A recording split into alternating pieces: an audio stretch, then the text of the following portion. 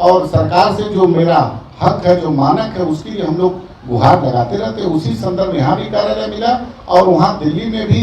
अब देखिए, भारत सरकार के कैबिनेट मंत्री हमारे नेता आदरणीय चिराग पासवान जी, उनको कौन सा घर का आवंटन होता है, उस घर में हम लोग करेंगे, जिसके लिए हम लोग वैध हैं उसी की बात करेंगे।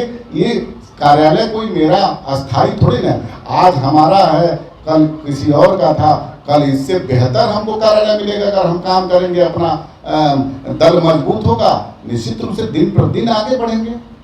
पनोरमा ग्रुप, जो सोचता है वो करता है। आपके अपने सपनों का आशियाना। नमस्कार, आप देख रहे हैं सिटी पोस्ट लाइव और मैं हूं आपके साथ हर्षिता प्रताप सिंह।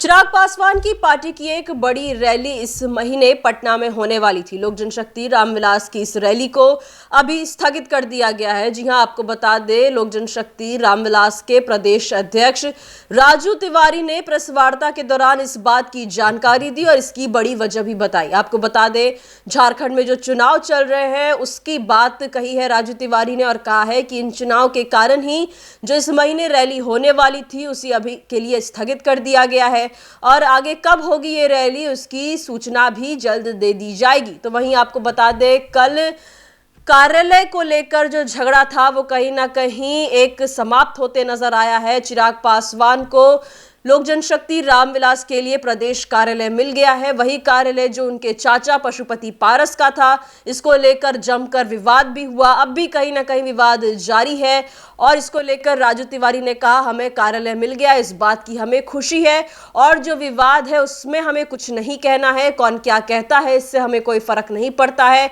सरकार ने हमें ये कार्यालय दिया है तो आगे भी जो फैसला होगा सरकार का ही होगा। इस प्रेस वार्ता के दौरान लोक जनशक्ति रामविलास के प्रदेश अध्यक्ष राजू तिवारी ने और क्या कुछ कहा है, हम आपको छोड़े जाते हैं उनकी बातों के साथ। ये सरकारी बंगला अस्थायी नहीं है। निश्चित रूप से 12 जनपद की आप जो बात कर रहे हैं तो निश्चित रूप से हमारे नेता आदरणीय चिराग पासवान की बहुत सारी बचपन की यादें वहाँ से जुड़ी थी, लेकिन वो अस्थायी नहीं है। इस बात को हम लोग जानते थे। हमारे नेता कभी, आप एक बात बता दे रहे हैं, हम लोग उसके, हमारे नेता आपको स्पष्ट कर चुके कि वो उस मकान के लिए हम लोग वैध नहीं थे, क्योंकि हमारे संस्थापक वहाँ से लंबे समय, लगभग 50 साल का राजनीतिक जीवन में लगभग 30 साल से ऊपर उस जगह पे अपना समय बिताया है। तो निश्चित रूप से हमारी पार्टी टूट गई थी, उसमें हमारे नेता एक सांसद थे, तो वो हम वहाँ वैध नहीं थे और उसमें हमको कोई दिक्कत नहीं हुआ। अब वहाँ पे हमारा पत्राचार जो मैंने प्रदेश अध्यक्ष होने के नाते यहाँ की सरकार से मैंने मांग किया था, उसमें स्पष्ट रूप से मैंने यही मांग की थी कि लोक जनशक्ति पार्टी रामविलास के 5 सांसद और मान्यता प्राप्त हमारी पार्टी है, हमको एक कार्यालय के लिए हमने मांग किया था। आप पत्र के द्वारा देखिए, आप कहिएगा तो आपको हम दे देंगे। पत्र में मैंने कार्यालय की मांग की थी।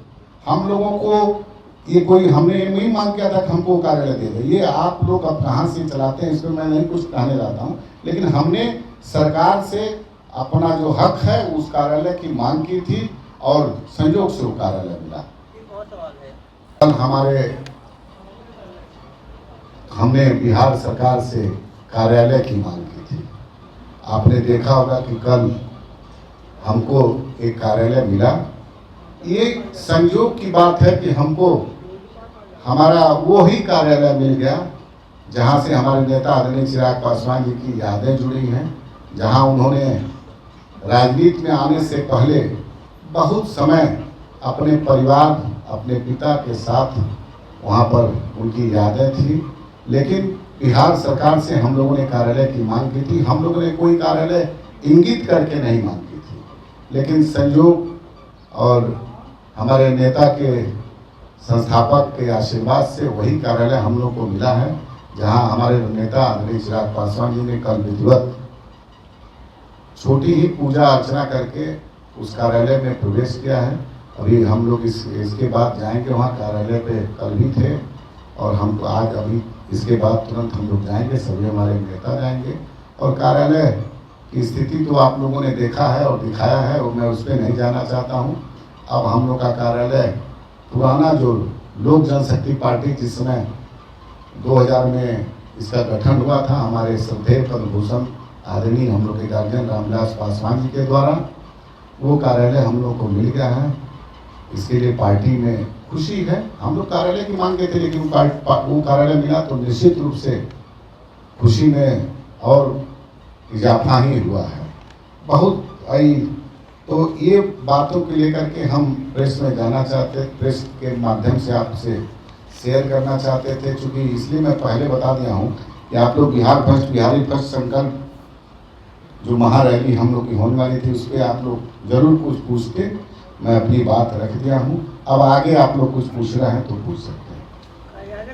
नहीं, देखिए, सरकार का मंत्री बड़ा, अधिकारी बड़ा, ये कहाँ पूछ रहे हैं? सरकार मदन सहनी वर्सेस जो उनकी एसएस के बीच लड़ाई चल रही है, मदन सहनी एक हफ्ते से अपना जो सरकारी आवास है उसे छोड़ के गांव में बैठे हैं। नहीं, इसका जवाब तो मान लीजिए मुख्यमंत्री देंगे, लेकिन निश्चित रूप से सरकार के मंत्री ही बड़े होते हैं और सरकार में हमेशा कैबिनेट की बैठक होती है। कैबिनेट की बैठक में जो निर्णय लिया जाता है उसका क्रियान्वयन अधिकारी कराते हैं और सदन, कानून तो सदन से बनता है और सदन इस कानून को मॉनिटरिंग पूरी मुख्यमंत्री की टीम करती है। मुख्यमंत्री के अध्यक्षता में ये सब हमेशा होते रहता है। ये सब बातें नहीं, आप बोले एक हफ्ता से मदन सहनी जी तो अभी दरभंगा में जो 13 का कार्यक्रम था उसमें थे, हम लोग के साथ लगातार क्षेत्र में घूम करके जो प्रधानमंत्री के स्वागत की तैयारी थी उसमें हमारे साथ लगभग थे। लेकिन वो आवास क्यों नहीं है? सरकारी कार्यालय एक हफ्ते से तो नहीं जा रहे हैं। अब एक हफ्ते से नहीं जा रहे हैं, नहीं आ रहे हैं, उनसे ये पूछिए किसी काम में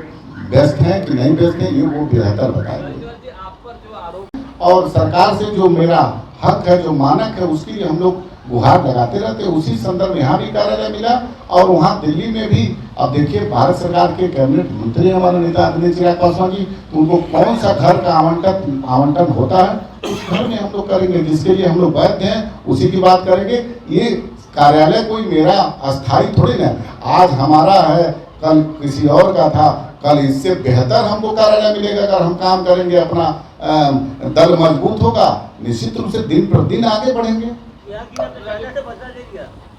अभी बदला उदला की बात नहीं है, आप संयोग को बदला में कहिएगा तो इस सब बात का जवाब देना उचित है। चिराग पासवान भी गए और हमारे वहाँ की इकाई टोटल लगी थी, हमने प्रभारी बनाया था विधानसभा में, वहाँ भारत विधानसभा में। हमको जो फीडबैक मिला है, एनडीए चारों सीट पे जीतने जा रही है। आ रहा है 23 तारीख को रिजल्ट, आप देखिएगा। एनडीए, देखिए, एनडीए का तो एक सीट था, 3 तो महागठबंधन का था, लेकिन इस बार 4 की 4 सीट एनडीए जीतने का काम करेगी। अब देखिए, इमामगंज ही नहीं गए, रामगढ़ भी नहीं गए, क्योंकि मान लीजिए व्यस्ततम कार्यक्रम है ना। आपने देखा होगा कि यहीं से झारखंड के लगभग आधा दर्जन विधानसभा में जाने का काम किया चिराग पासवान जी ने, तो समयाभाव में नहीं गए, ऐसा नहीं है। लेकिन पार्टी के सारे नेता हमारे हर विधानसभा जो उपचुनाव था वहाँ लगे हुए थे। आप वहाँ के प्रत्याशी और वहाँ के लोगों के जाकर के आप लोग तो गए होंगे। एक एक लोक जनशक्ति पार्टी रामविलास का कार्यकर्ता एनडीए गठबंधन के जो भी उम्मीदवार थे चारों जगह, सबको जिताने में अपनी महत्वपूर्ण भूमिका निभाया है और रिजल्ट आएगा उसमें देखिएगा। उसमें चूंकि बिहार में पैक्स का चुनाव है और पैक्स का चुनाव अब लगभग पंचायत का हर घर, उसमें हर पंचायत में हमको लगता है 3000, 4000, 2000 से ऊपर वोटर होते हैं जो मतदान में शामिल होते हैं। ये बहुत बड़ा कारण है कि उस परिस्थिति में हमारे बहुत सारे कार्यकर्ता, हमारे बहुत सारे पदाधिकारी पार्टी के उस चुनाव में शरीक होते हैं। चूँकि उसमें पैक्स सदस्य के साथ साथ पंचायत में पैक्स अध्यक्षों का भी चुनाव होता है। तो लगातार हम लोग पार्टी के अपने नीचे स्तर के कार्यकर्ता नेताओं के संपर्क में थे। उन्होंने आग्रह किया था और वो आग्रह उनका विधिवत रूप से हम लोग राष्ट्रीय अध्यक्ष आदरणीय चिराग पासवान जी के पास भेजे और बिहार प्रदेश की पूर्व की बैठक भी होती रहती थी।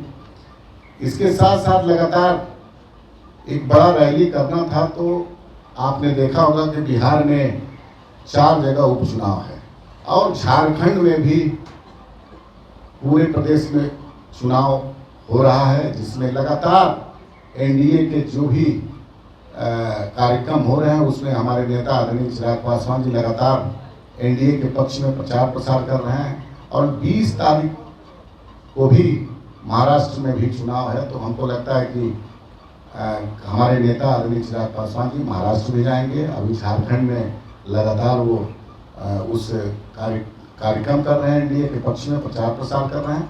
तो समय अभाव के चलते हम लोग आग्रह किए राष्ट्रीय अध्यक्ष जी से कि अभी चूंकि राष्ट्रीय अध्यक्ष जी बड़ी रैली में उनका कई जगह हर